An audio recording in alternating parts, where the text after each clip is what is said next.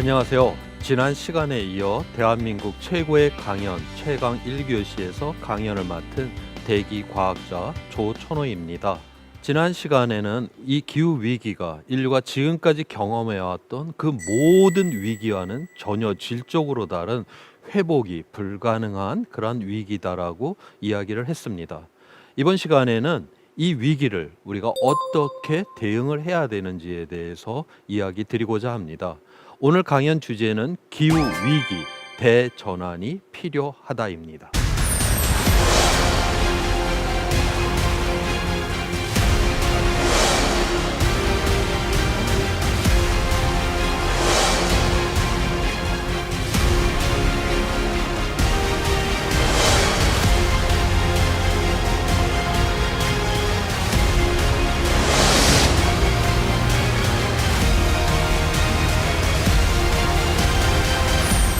2020년 BIS, 그러니까 세계결제은행이라고 하죠. 거기서 그린 스완이라고 하는, 다시 말해서 녹색 백조라고 하는 기후 위기와 관련된 보고서를 발간을 했습니다.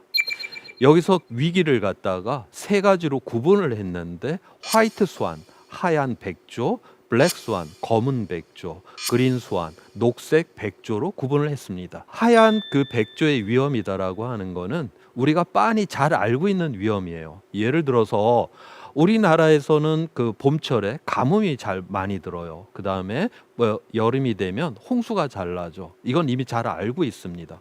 그러니까 물을 관리하는 이러한 기관에서는 봄철에는 물을 갖다가 모으려고 굉장히 애를 많이 쓰죠. 반면에 여름철이 되게 되면 그 홍수를 대비하기 위해서 물을 좀 댐이나 저수지로부터 빼놓습니다. 이거는 우리가 과거의 위험을 이미 잘 알고 있기 때문에 이렇게 잘 대응을 할 수 있는 겁니다.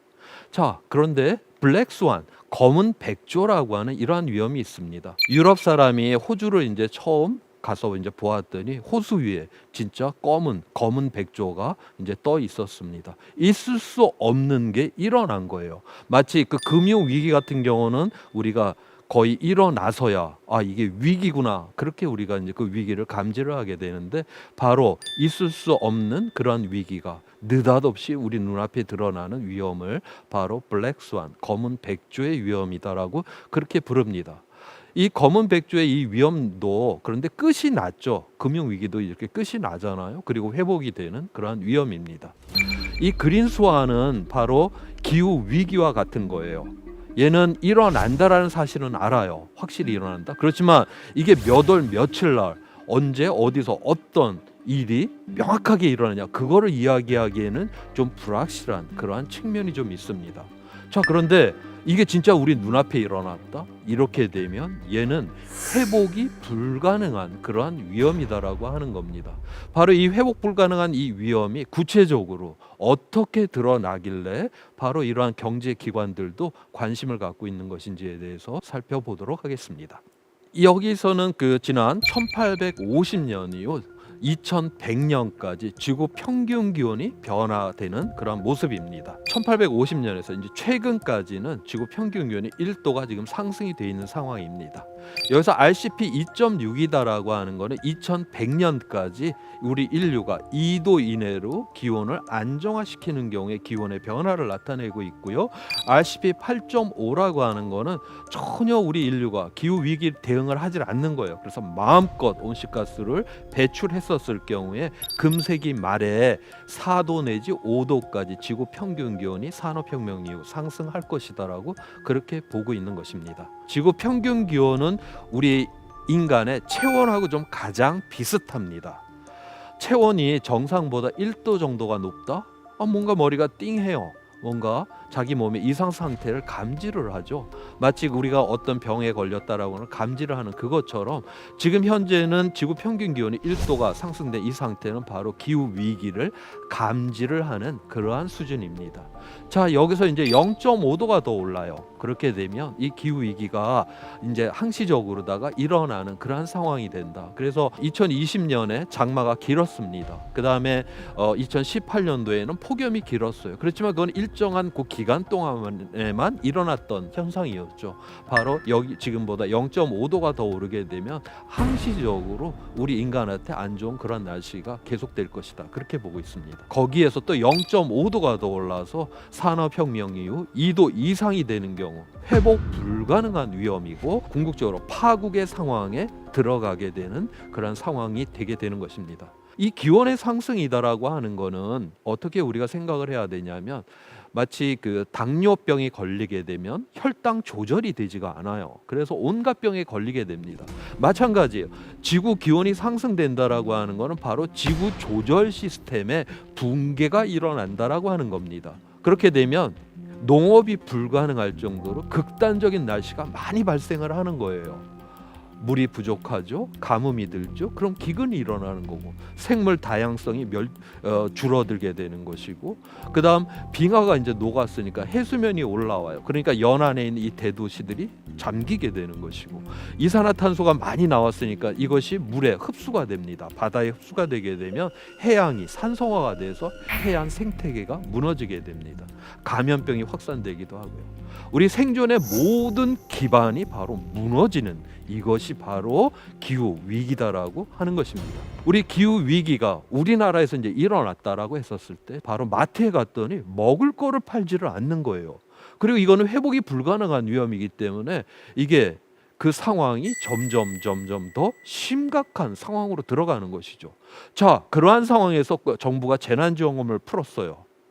먹을 것도 살 수 없는데 재난지원금이 아무 소용이 없는 거 아니에요. 바로 이게 통제 불가능한 그러한 위험 속으로 빠지게 된다라고 하는 겁니다. 그래서 이 기후 위기는 회복이 불가능하며 바로 통제가 불가능한 그러한 위험이다라고 하는 그런 특징을 갖고 있습니다. 자, 이제 현재 그 배출량, 우리 온실가스 배출량을 그대로 이제 유지를 한다라고 하면 우리가 지구 평균 기온 2도 이상이 금세기 말에 넘게 됩니다.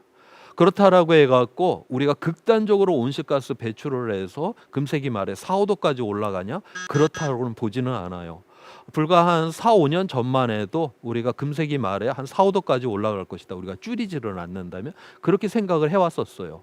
근데 이제는 최근 들어와서 이런 재생에너지 전환 비율이 굉장히 이제 높아지게 되기 때문에 따라서 이제 금세기 말에 3도 내지 3.5도 정도까지 기온이 상승할 것이다. 그렇게 지금 보고 있습니다. 제가 앞서서 이 지구 평균 기온은 우리 체온하고 비슷하다라고 이야기를 했어요. 3도 내지 3.5도가 정상 체온보다 높다. 이건 죽음을 의미를 하는 겁니다. 3도, 3.5도 우리 이거는 막아야 되는 바로 그러한 온도이기도 합니다. 자, 지금 현재 이제 배출량을 갖다 그대로 유지한다라고 봤었을 때 지금 현재보다 0.5도가 더 상승되는 시점은 한 2040년 경이다라고 그렇게 봐요. 그 다음에 현재보다 1도가 더 높아져서 산업혁명 이후 2도 이상이 되는 경우는 2060년 정도, 그러니까 금세기 중반 정도의 2도 이상이 될 것이다. 현재 배출량을 유지를 하게 되면 그러면 0.5도 20년이 남았어요. 2040년이니까 그 다음에 1도 그다음 이거는 40년이 남아 있잖아요. 그러면 이게 시간이 좀 남아 있네, 좀 여유가 있는 거 아니야? 우리가 그렇게 생각할 수가 있겠죠. 그런데 기후 위기는 그렇지 않다라고 하는 겁니다. 왜냐하면 예를 들어서 우리가 정오 때 12시경에 햇빛이 가장 셉니다. 그런데 실제 기온은 오후 2, 3시에 가장 높아요.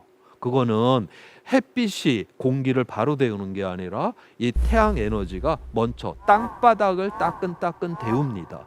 이 따끈따끈해진 이 열을 갖고 그 다음에 공기를 데우는 거예요. 그러니까 한 오후 2, 3시 정도에 가장 높은 온도가 됩니다.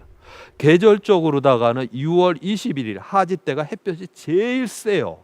그런데 실제 기온은 8월 초에 가장 높죠. 그 이유는 우리나라 주변의 해양 표면이 따뜻해지는데 걸리는 시간이 한 달 반 정도가 걸리기 때문에 그렇습니다.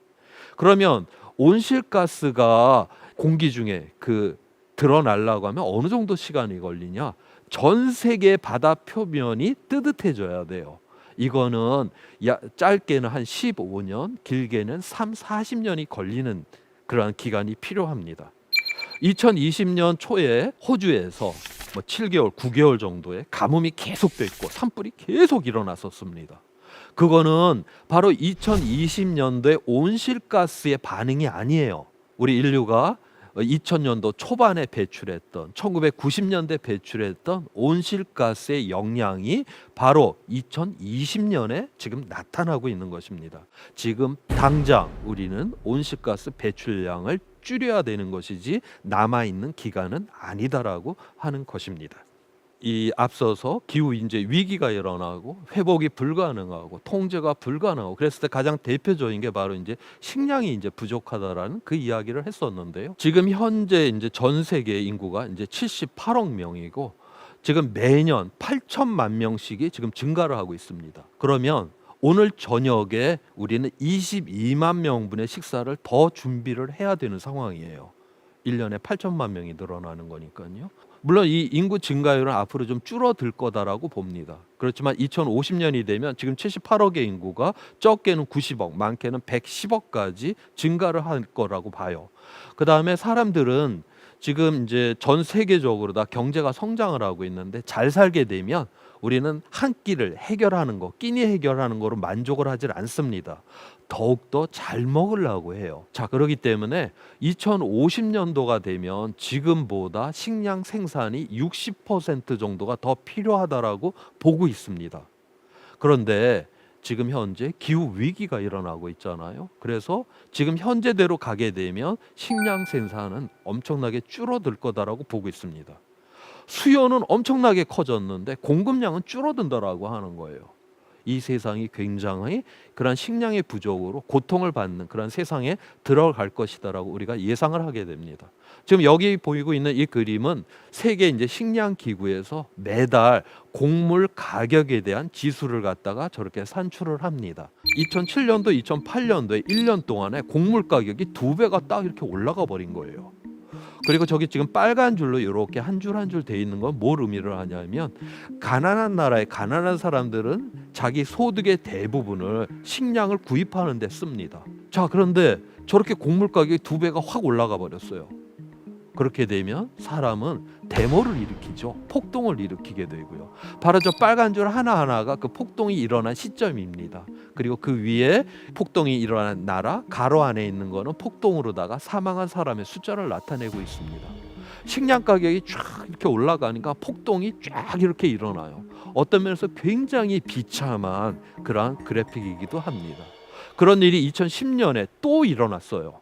이때는 어디에서 시작을 했냐? 바로 러시아에서 시작을 했습니다. 러시아가 밀을 갖다가 많이 수출을 하는 나라입니다. 근데 그 해에는 밀 생산 지역에 가뭄이 엄청 들어버린 거예요. 그러니까 러시아가 그 해에는 밀 수출을 하지 않았습니다.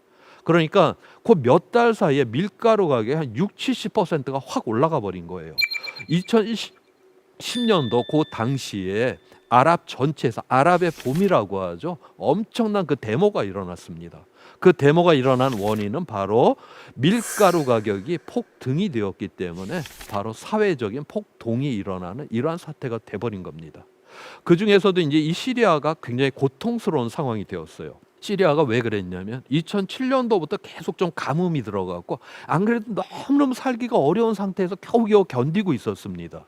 그런데 갑자기 밀가루 가격이 저렇게 올라가 버린 거예요. 결국 내전이 일어났습니다. 그다음에 IS라고 하는 극렬 분자가 이제 준동을 하기 시작을 하고 먹을 것도 없어요. 그런데 막 옆에 포탄은 떨어지고 막 총알로 왔다 갔다 해요. 자기 땅을 떠나서 난민이 된다라고 하는 건 바로 그렇게 비참한 상황에서 난민이 되는 것입니다. 이 난민들은 그러면 자기 땅을 떠났으니까 보다 나은 곳을 향해서 가야 되겠죠. 그래서 유럽을 향해 들어갑니다. 유럽 사람 입장에서 보게 되면 피부색도 틀려요. 말도 틀려요. 종교도 틀려요. 이런 사람들이 자기 국경을 막 넘어 들어와요. 결국 국가 안보의 문제로 이걸 다루게 됩니다. 당시에 이 시리아 난민들의 굉장히 그 삶이 비참했어요. 2살짜리 그 소년의 그 익사체가 이태리 해안에 막 떠오릅니다. 전 세계의 그 여론이 너무 불쌍하다 이런 것이 돌았어요. 그래서 유럽 연합에서는 야, 안 되겠다. 쟤네들이 너무 불쌍하니까 각 나라가 좀 몇만 명씩 좀 맡아주자 이렇게 약속을 했습니다. 야, 그러고 났더니 영국이 브렉시트를 하는 이유 중에 하나가 바로 저 난민을 우리 국경 안으로 들여보낼 수가 없다. 유럽을 떠나는 한이 있어도 우리는 장벽을 쌓아버리겠다라고 그렇게 선언을 하게 됩니다. 2010년에 러시아에 있었던 가뭄이라고 하는 게 엉뚱하게 시리아에 이러한 내전으로 들어가게 되고 다시 이게 유럽의 문제가 되고 아직까지도 해결을 하지 못하고 있는 문제예요. 시리아 난민이 몇 명이길래 약 400만 명입니다. 지금 국제사회가 이 문제를 해결할 능력을 갖고 있지 못합니다. 지금으로부터 우리가 0.5도가 더 상승이 되면 약 한 1억 명 가까이가 난민이 될 가능성이 있다라고 봅니다. 지금보다 1도가 더 높은, 즉 산업혁명 이후 2도 이상이 되는 경우에는 7억 명까지 난민이 발생할 가능성이 있다라고 봐요.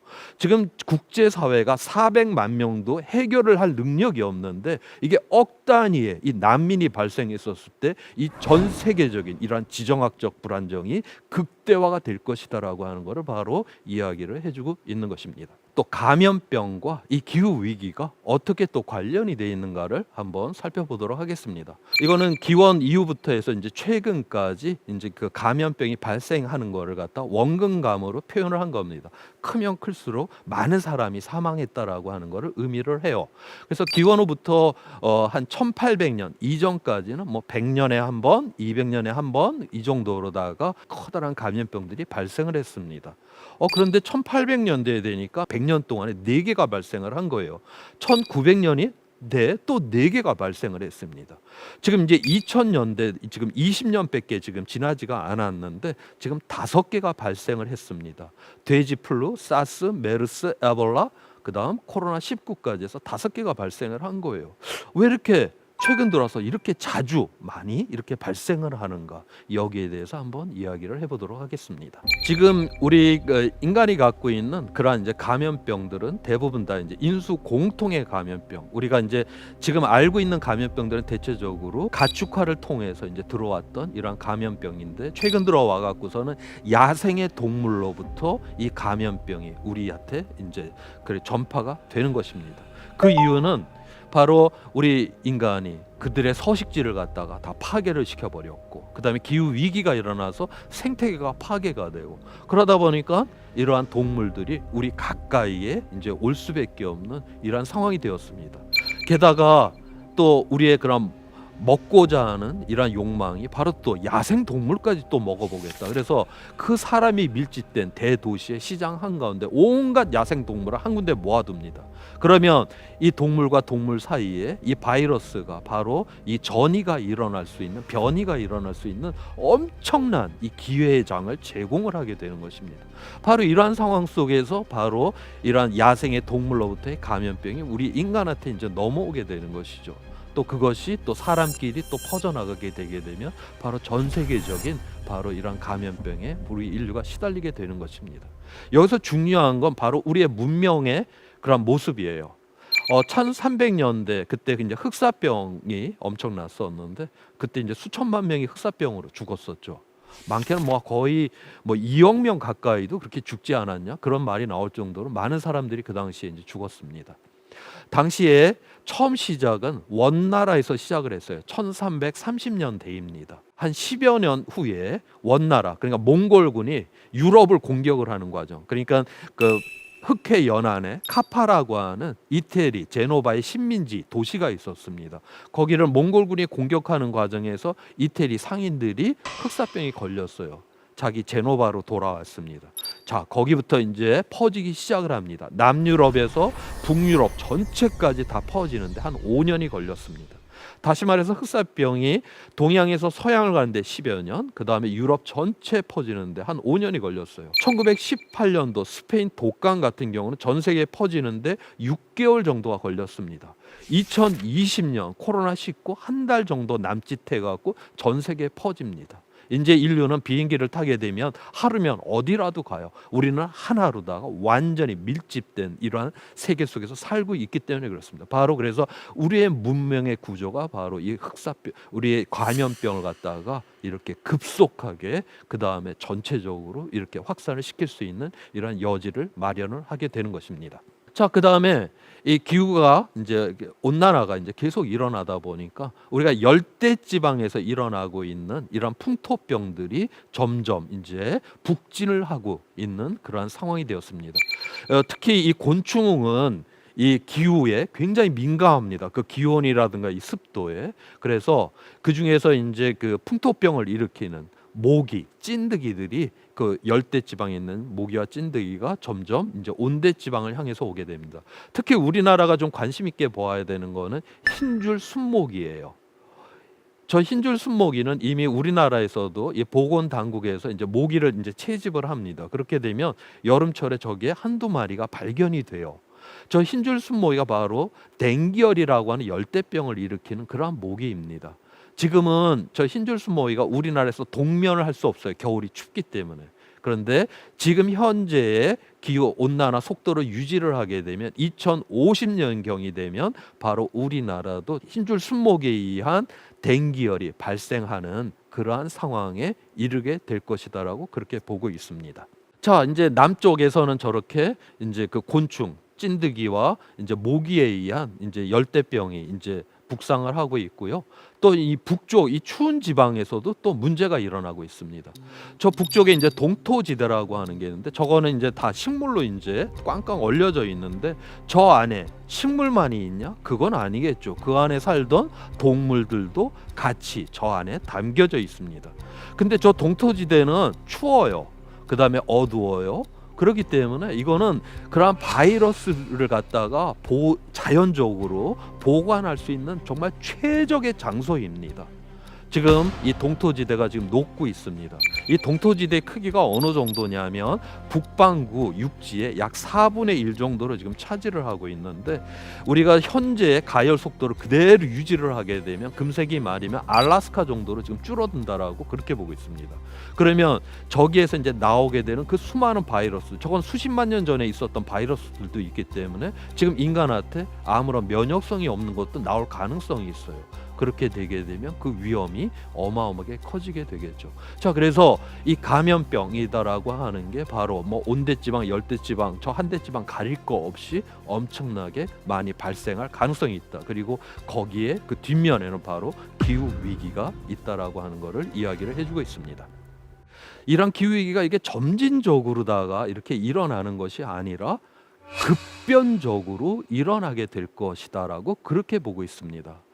지금 저 수레에 이제 무거운 짐을 가득 실어 놓고요. 거기에 어떤 자그마한 짐 하나를 탁 올려놨었을 때 저 나귀가 이렇게 들려 올려지게 될 것입니다. 우리가 어느 정도 이게 꽉 이게 차 있는 임계 상태에서는 자그마한 것만 거기에 이렇게 던져줘도 그 전과는 전혀 다른 상황이 벌어진다. 이게 바로 이제 급변이라고 하고 이러한 상태를 바로 티핑 포인트라고 우리가 이제 그렇게 부르고 있습니다. 지금 이미 이 지구에서 이 티핑 포인트들이 관측이 되고 있습니다. 지금 9가지의 지금 요소들이 지금 관측이 되고 있는데요. 그 대표적인 게 저 북극해, 저 빙하가 녹고 있는 거. 그다음에 동토지대가 녹고 있는 거. 저거는 빙하가 녹고 동토지대가 녹게 되면 지구 스스로 바로 기온을 상승시킬 수 있는 이러한 상태로 들어간다는 걸 의미를 하고 있고요. 그다음에 카나다나 저 시베리아 저 북쪽에 아한대 숲이 있습니다. 거기에 산불이 지금 일어나면 굉장히 크게 일어나요. 그 이유는 뭐냐면 기온이 상승되니까 이 그 토양 자체가 바싹 마릅니다. 그러니까 산불이 일어나면 엄청나게 큰 산불이 일어나 갖고 저 숲들이 다 파괴가 되고 있고요. 지금 아마존의 열대 우림이 또 파괴가 되고 있습니다. 여기는 지금 사람들이 이제 그 농토를 갖다가 이제 확보를 하기 위해서 이제 그 화전을 하기 위해 갖고 그렇게 이제 불태워 게 되는데 그렇게 되면 어떤 문제가 일어나느냐 하면 아마존에서 내리는 그 비들은 거의 열대 우림이니까 그 토양이 축축하죠. 항상 물기가 있어요. 물을 쫙 이 나무가 빨아들이고 잎에서 수증기가 이렇게 나갑니다. 증발산이라고 하죠. 그게 공중에 올라가서 구름을 만들고 비를 내리고 다시 나무가 수증기를 빨아들이고 다시 그게 다 구름을 그런 식으로 비가 내리는 지역이에요. 그런데 거기를 한번 불태우고 나면 이제는 비가 내리지를 않게 되겠죠. 그래서 아마존 숲이 지금 현재 우리 케냐 같은 데 가면 사바나라고 하죠. 갈대가 쫙 있고 군데군데 나무가 박혀 있는 그러한 상황으로 이 아마존 숲이 지금 붕괴가 일어나고 있습니다. 저 호주 근방에 가면은 이제 그 산호초가 있어요. 전 세계 어류 4분의 1이 어린 시절을 저 산호초에서 보냅니다. 현재 배출량을 그대로 유지를 하게 되면 금세기 말에 저 산호는 완전 멸종을 하게 될 거라고 봅니다. 즉 다시 말해서 저 산호가 없어진다. 이거는 뭘 의미를 하냐면 우리가 그만큼 먹을 수 있는 식량이 줄어들게 될 것이다라고 보게 되는 것입니다. 그다음 전 세계로다가 지금 해류가 이렇게 흐르고 있어요. 그중에서 가장 대표적인 해류는 저 멕시코만에서 유럽 쪽으로 흐르고 있는 멕시코 만류라고 하는 따뜻한 물입니다. 런던이 위도가 한 50도예요. 우리 서울이 한 38도 정도입니다. 위도가. 그런데 겨울철에 런던이 훨씬 따뜻해요. 그 이유는 바로 저 멕시코 만류가 유럽을 향해서 흐르고 있기 때문에 그렇습니다. 지금 빙하가 녹고 막 이러다 보니까 이 해류의 전체적인 이 변화가 일어나기 시작을 했어요. 저 해류는 전 세계 연결이 다 돼 있습니다. 자, 바다가 변하게 되면 결국 기후가 변하게 되는 것이고 우리는 그 기후에 안정적으로 맞춰서 문명이 건설이 돼 있는데 다 이 기후 변화로 인해서 그 문명이 흔들게 될 것이다라고 하는 걸 이야기를 해주고 있습니다. 그다음 그 그린란드 위에 지금 빙하가 있어요. 근데 그게 지금 깨지려고 하고 있고 남극에도 서쪽과 동쪽에 있는 빙하가 깨지려고 하고 있습니다. 우리 과학자들은 그냥 빙하가 겉면부터 차분히 녹는 거는 정확하게 계산이 가능합니다. 우리 인류가 극단적으로 온실가스를 배출하면 금세기 말에 한 1m 정도 물이 올라올 것이다라고 봐요. 근데 그거는 차분하게 겉면이 녹는 경우만 계산을 한 것입니다. 깨지는 건 계산을 못했으니까요. 그런데 이게 깨지게 되면 물이 급격하게 올라옵니다. 사탕을 입안에 놓고 깨지를 않으면 오랫동안 그냥 가죠. 그렇지만 깨버리는 순간 표면적이 늘어나면서 순간에 확 녹아버립니다. 마찬가지예요. 그린란드에 있는 빙하가 깨지려고 하고 있고 남극에 있는 빙하가 깨지려고 해서 저게 깨지게 되게 되면 이제 급격하게 물이 올라올 수 있다라고 하는 겁니다. 그린란드에 있는 빙하가 다 녹게 되면 물이 7m가 올라옵니다. 그다음에 남극의 빙하가 다 녹게 되면 물이 60m가 올라오게 됩니다. 저 일부라도 깨져 갖고 이게 녹아서 바다로 들어갔다 그러면 연안에 있는 이 대도시가 다 침수당하게 될 것이다라고 하는 것입니다. 이 급변은 우리가 내일 일어난다 해도 정상이에요. 그런데 우리가 이거를 몰라요. 지금 어떻게 되는 건지 과학자들도 바로 이러한 상황에 지금 9가지 이런 티핑 요소, 급변적인 요소들이 지금 여기저기서 드러나고 있다라고 하는 것입니다.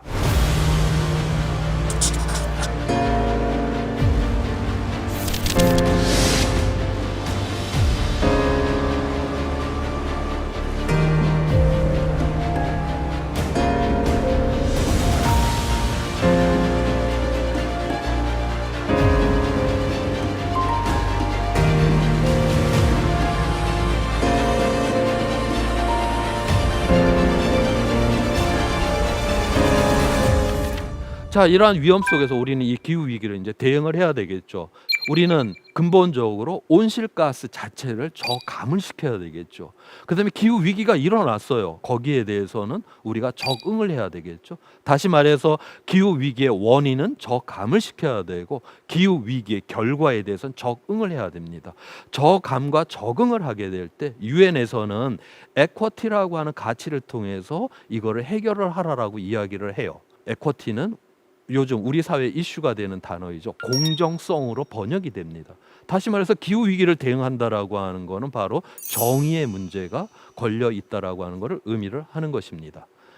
자, 지금 폭풍우 속이에요. 그런데 이건 하나의 폭풍우이긴 하지만 각자가 탄 배는 다 틀려요. 기후 위기라고 하는 이 폭풍우 속의 마지막 단계에서는 저 항공모함조차도 깔아앉을 겁니다. 그렇지만 시작 단계에서는 저 돛담배부터 깔아앉을 거 아니에요. 다시 말해서 기후 위기가 일어나면 약한 사람, 그다음에 가난한 나라 이러한 곳부터 피해를 입게 될 거라고 하는 겁니다. 그래서 정의의 문제가 이 기후 위기에 포함이 되는 것입니다. 이 식량을 볼게요. 지금 현재 전 세계에 8억 4천만 명이 영양 실조에 걸려 있습니다. 근데 14억 명은 비만으로 지금 고생을 하고 있어요.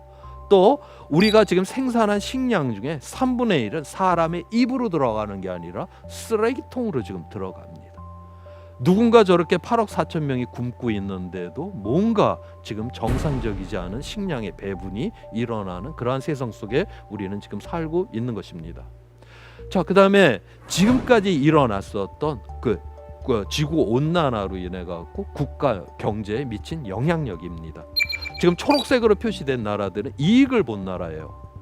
그러니까 추웠던 곳이 따뜻해졌으니까 일할 수 있는 시간도 길어지고, 농사가 안 됐던 곳에서 농사가 됐으니까 이익을 받습니다. 빨간색으로 칠한 부분은 지금 피해를 보고 있는 나라입니다. 그런데 누가 이 이산화탄소를 배출을 했나, 온실가스를 배출했나, 지금 보니까 이익을 보고 있는 나라들이 배출을 했고, 피해를 보는 나라는 온실가스 배출하고 상관이 없어요. 이 국가 간에 굉장히 정의롭지 않다라고 하는 것을 바로 여기서 이야기를 해주고 있는 것입니다. 그 다음에 소득 간의 정의로움의 문제가 있습니다. 이거는 나라별 소득이 아니라 개인의 소득을 의미를 합니다. 맨 위에 까만색, 전 세계에서 가장 잘 사는 사람 1%인 사람이 전 세계 온실가스의 15%를 배출합니다. 그 다음 전 세계 가난한 분들, 전 세계 절반인 분들은 고작 7%만 배출을 해요. 전 세계 인구의 절반이 보다 지금 상위 1%가 2배 이상의 온실가스를 배출하고 있다라고 하는 겁니다. 저기 회색까지 이제 포함을 하게 되면 전 세계 소득 상위 10%인 사람들입니다. 저 사람들이 전 세계 온실가스 절반 이상을 배출을 해요. 그래서 저 상위 10%인 사람들이 유럽 연합 평균 수준으로만 배출을 해줘도 내일 당장 3분의 1 온실가스가 줄어들어 버립니다. 이 기후 위기는 전 세계 문제죠. 그러니까 다 함께 전 세계 사람들이 어깨를 걸고 함께 해결을 할 문제예요. 그렇다라고 해서 전 세계가 함께 줄이자 이렇게 말을 하면 이건 정의롭지 않은 것입니다. 책임져야 하는 사람이 책임지라라고 이야기를 하는 게 바로 정의로운 그러한 세상이 되겠죠. 또 하나는 세대 간의 정의로움에 또 정의의 문제가 또 있습니다. 이 그림은 출생 연도별로다가 배출을 할 수 있는 이산화탄소의 양입니다. 하늘색으로 표시된 건 1.5도로 막는 경우이고, 빨간색으로 되어 있는 건 2도 이내로 막는 경우입니다. 1940년대, 50년대, 60년대, 70년대생들 이미 다 배출해 버렸잖아요. 그런데 지금 이제 태어난 우리 어린 아이들은 자기 할머니, 할아버지 세대에 비해서 6분의 1밖에 지금 배출을 못 해요. 그것도 굉장히 불리합니다. 그런데 그것조차도 지금 현실적으로다가 이거를 줄이는 이러한 노력들을 지금 그렇게 많이 하고 있지를 않아요. 얼마 전까지 우리나라에서 이제 이 미세먼지가 굉장히 중요한 이슈였었습니다. 미세먼지는 가장 공기 중에 오래 남을 수 있는 게 5일이에요. 그러니까 5일 이내에 뭐 햇빛하고 반응을 해갖고 자연적으로 완전히 사라지게 됩니다. 5일 이상 가는 미세먼지는 없어요. 다시 말해서 미세먼지는 우리 세대의 문제입니다. 우리가 배출했다 해도 이게 다음 세대로 넘어가는 문제가 아니에요. 그런데 온실가스는 공기 중에 한번 배출이 되고 나면 수백 년 동안 누적이 됩니다. 공기 중에 그냥 남아 있어요. 그러니까 계속 이게 누적이 되게 되면서 결국 기후 위기를 점점 더 가속화를 시키게 되는 것이죠. 우리 세대는 온실가스를 배출해서 여러 가지 편익이 많았어요. 자동차를 몰고 여행도 했고 공장을 돌려서 좋은 옷도 입었어요. 그렇지만 우리의 어린 세대는 우리가 누렸던 그 편익은 하나도 없이 앞 세대가 배출했던 그 온실가스로 인한 기후 위기를 고스란히 감당을 해야 되고 그걸 처리를 해야 됩니다. 다시 말해서 기후 위기를 일으킨 원인 제공자하고 이 기후 위기를 당하고 처리를 해야 되는 세대가 틀리다라고 하는 세대 간의 정의롭지 못함의 문제가 또한 여기 있는 것입니다. 다시 말해 기후 위기는 이 세상이 정의롭지 않기 때문에 일어나는 거예요. 기후 위기를 대응한다라고 하는 것은 바로 정의로운 세상을 만든다라고 하는 것을 의미를 하고 있습니다.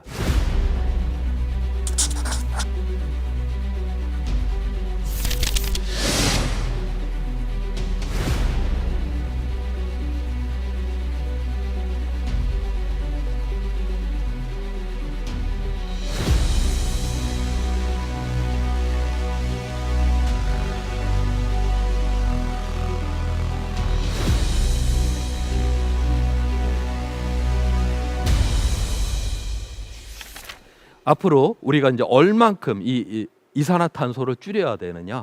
2018년도에 인천에서 유엔의 정부 간 기후변화 협의체 IPCC라고 합니다. 여기에는 기후 과학자들이 모여서 회의를 했습니다. 그 2018년도에 2도 이것도 위험하지만 1.5도도 이거 상당히 위험해. 그래서 1.5도도 막아야 되겠다. 1.5도를 막으려고 하면 2010년도 배출됐던 이산화탄소 양을 갖다가 2030년도가 되면 45%만 배출을 해야 되고 2050년이 되면 탄소 중립 넷 제로라고 그렇게 부르는데, 이거는 우리가 화석 연료를 전혀 안 태운다는 게 아니라 우리가 나무를 많이 심었어요. 그럼 이 나무들이 광합성을 하면서 공기 중에 이산화탄소를 흡수를 할 거 아니에요. 그만큼 흡수된 양만큼 화석 연료를 태울 수 있다. 이게 바로 탄소 중립입니다. 바로 2050년까지 우리는 그러한 세상을 만들어 내야만 하는 것입니다. 우리가 1.5도를 막으려면 앞으로 이산화탄소를 4,200억 톤 이내로만 배출을 해야 합니다. 이거를 우리가 2018년도에 이제 계산을 했어요. 그리고 2018년도 한 해에 420억 톤을 배출을 했습니다. 그리고 지금 3년이 지났는데 특별한 새로운 조치를 취한 게 없어요.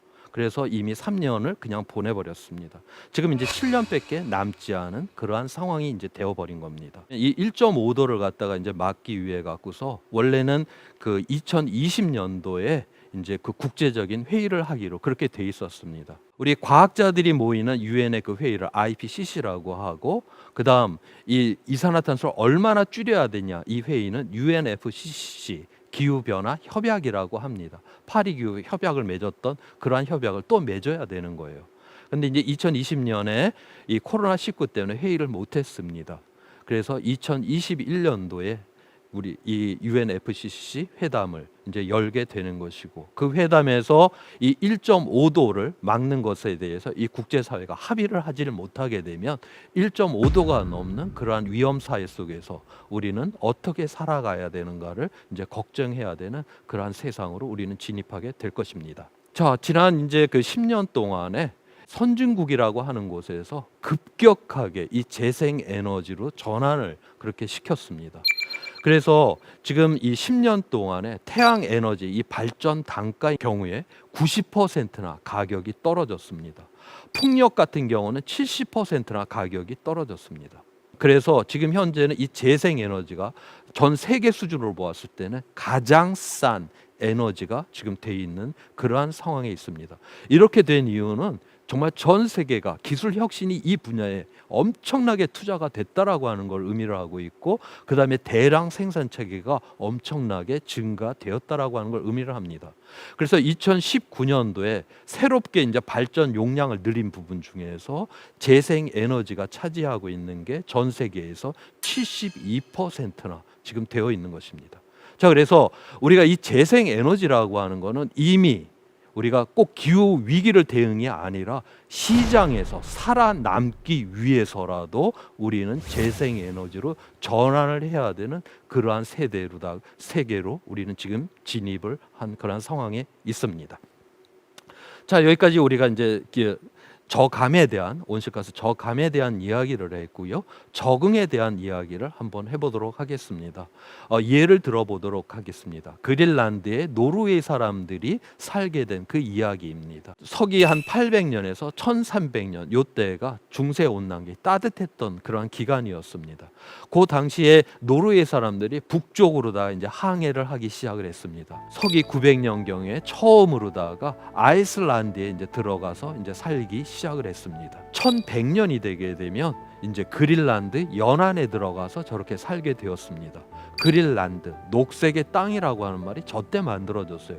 그린란드 연안에 당시에 따뜻했기 때문에 풀들이 자란 거예요. 그래서 이제 목축을 하면서 저렇게 이제 노르웨이 사람들이 살았습니다. 자, AD 1500년이 되니까 저땐 소빙하기예요. 굉장히 추워졌습니다. 저때 보니까 그린란드에서는 이제 노르웨이 사람들이 완전 소멸을 해버렸습니다. 반면에 북미 대륙에서 에스키모 계열의 사람들이 들어와서 오히려 저렇게 번성을 하며 살고 있습니다.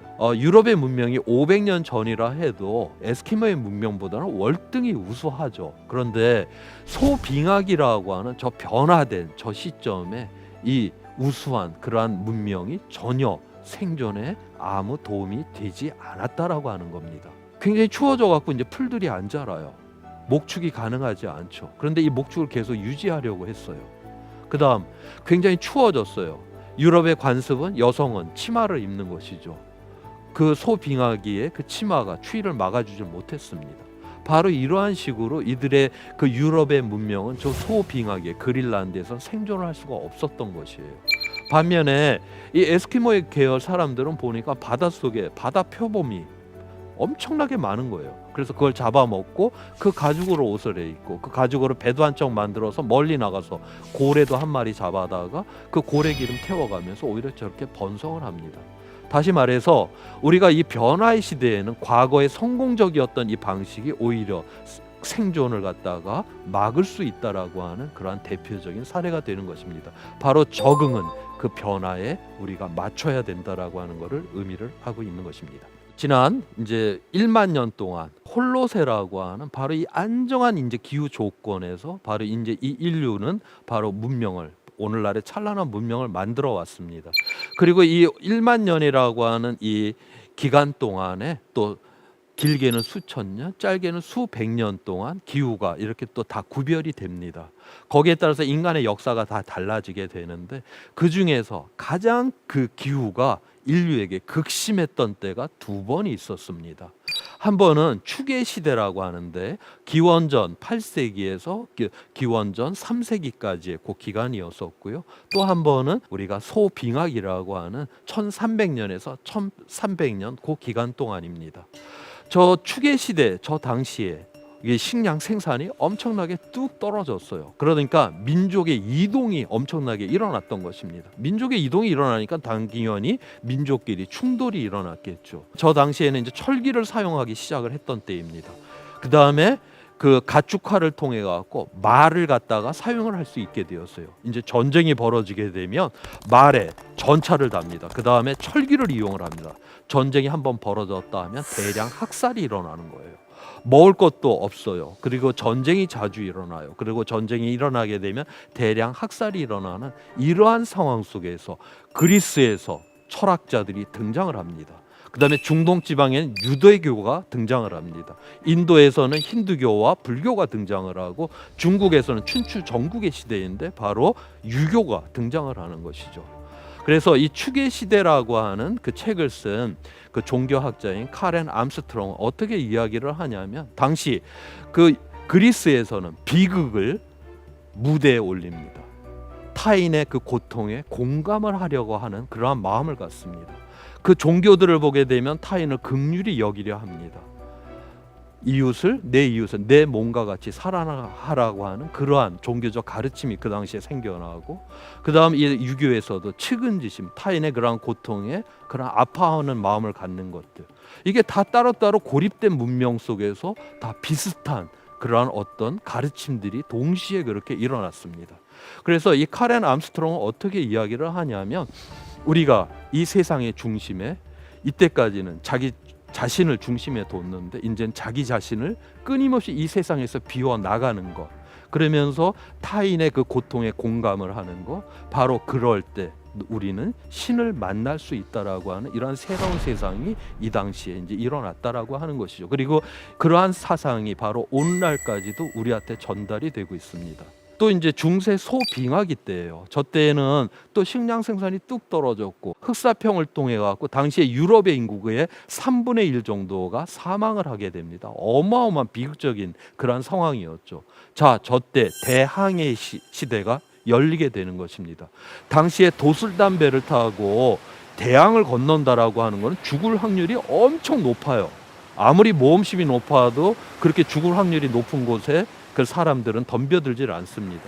지금 살고 있는 삶의 기반이 너무나 비참했기 때문에 바로 그 대항을 건너는 그 도슬담배를 타게 되는 것이에요. 그러면서 저 신대륙을 향한 그러한 모험을 하게 되었습니다. 그 다음에 당시 근대 과학이 시작이 되었죠. 그 전까지 이 세상의 모든 물질적 세계는 권위에 의해서 해석이 되었습니다. 그런데 이제는 증거에 의해서 해석이 되는 이러한 세상이 벌어지게 된 겁니다. 즉 천동설이 무너지고 지동설이 등장을 하게 된 겁니다. 새로운 이런 생각으로부터 바로 산업혁명까지 일어나게 되었고요. 그 다음에 오늘날의 우리의 그 사상의 모든 맹아들은 바로 저 소빙하기 때 등장을 하게 됩니다. 우리의 개인의 권리의 문제, 시민의 의식의 문제, 뭐 이러한 모든 철학들이 저때 시작이 되었고, 그러한 것이 바탕이 되어서 바로 프랑스 대혁명까지 일어납니다. 프랑스 대혁명, 바스티유 감옥이 무너지던 그날 식량 가격이 최고로 높았던 그 시점입니다. 소빙하기의 최정점에 이르렀을 때 바로 프랑스 대혁명이 일어났었던 것이죠. 오늘날의 바로 민주주의가 바로 거기로부터 시작이 되었던 것입니다. 인류는 가장 극심했던 이 기후 조건에서 바로 오늘날까지 가장 가치 있는 것들을 우리한테 남겨주었던 것입니다. 이 회복이 불가능하고 통제가 불가능한 이 위기가 점점 다가오는데, 바로 이 위기 속에서 우리는 우리의 미래 세대에게 어떤 세상을 넘겨줘야 하는지를 한번 생각해 보도록 하겠습니다. 이 지구는 물질력 세계예요. 그러니까 유한합니다. 이제 더 이상 인간의 욕망이 더 이상 달성될 수 없는 곳입니다. 자, 인간은 그런데 대량 생산, 대량 소비, 대량 폐기를 해요. 대량 생산을 하려고 하니까 우리가 에너지와 자원은 끊임없이 고갈을 시킵니다. 그 다음에 대량 폐기, 온실가스, 오염먼지, 쓰레기를 끊임없이 쌓아둡니다. 한쪽은 고갈되고 한쪽은 쌓아되고, 이게 순환이 안 되는 이런 구조예요. 왜 우리는 이런 세상을 만들었냐? 잘 살기 위해서예요. 그 다음에 우리의 사회, 우리의 공동체 끊임없이 경쟁을 일으키려고 애를 씁니다. 왜? 그렇게 해서 효율화를 높여갖고 잘 살기 위해서예요. 자, 그래서 지금 대한민국 사람들 대부분이 너무너무 열심히도 살아갑니다. 그런데 이 열심히 살아가는 이유가 행복을 위해서가 아니에요. 대부분 사람들이 불행하지 않기 위해서, 불안하지 않기 위해서 그렇게 열심히 지금 사는 거예요. 우리가 이러한 세상을 끝장을 내야 되는 것입니다. 지금 그래서 에너지는 재생이 돼야 되는 것이고, 자원은 순환되는 이러한 지구를 만들어내야지만 인류는 여기서 지속이 가능한 것이고, 우리가 지금까지는 잘 살아보세요. 오직 그거를 향해서 내달렸습니다. 잘 살기 위해서 뭐 지구 환경도 부셔버리고, 기후 위기도 일으키고, 공동체도 부셔버리고, 이렇게 하면서 내달렸어요. 자, 이제는 우리가 이 경제라고 하는 거는 바로 지구를 지켜내고 공동체를 지원하는 그러한 역할로 낮춰야 됩니다. 지금까지 내달려왔던 방향에서 완전히 바꾸는 담대한 전환을 해야지만이 바로 우리는 기후 위기로부터 벗어날 수가 있고 좋은 세상을 만들어낼 수 있다라고 하는 것입니다. 자, 이 그림은 지난 1850년 이후에 지구 평균 기온이 변화가 되어 온 모습입니다. 자, 그러다가 두 갈래로 이렇게 갈라져요. 이거는 지금으로부터 미래를 향해서 가는 기후의 모습입니다. 위에 있는 그림은 우리가 지구 평균 기온을 2도 이내로 안정화시키는 경우이고, 아래쪽에 있는 거는 전혀 기후 위기를 대응을 하지 않아서 우리가 금세기 말에 지구 평균 기온을 4도 내지 5도까지 올라가게 되는 그러한 상황입니다. 자, 여기서 우리가 알 수 있는 건 미래의 기후는 자연이 결정하지 않아요. 인간이 어떤 세상을 만드냐에 따라서 결정이 된다라고 하는 것입니다. 그리고 지금 현재 배출량을 그대로 유지를 하게 되면 저 2도를 넘는 것은 금세기 중반이면 넘게 됩니다. 다시 말해서 우리의 어린 세대들이 이 기후 위기를 막을 수 있지 않아요. 바로 우리 세대가 이 기후 위기를 막을 수 있는 바로 마지막 세대라고 하는 겁니다. 만약 책임 있는 우리의 세대가 이 기후 위기를 막지를 않는다, 그렇게 되면 인류 역사상 최초로 자기의 어린 세대, 자기의 미래 세대의 생존을 짓밟게 되는 최초의 세대가 바로 지금의 세대가 될 거라고 하는 것입니다.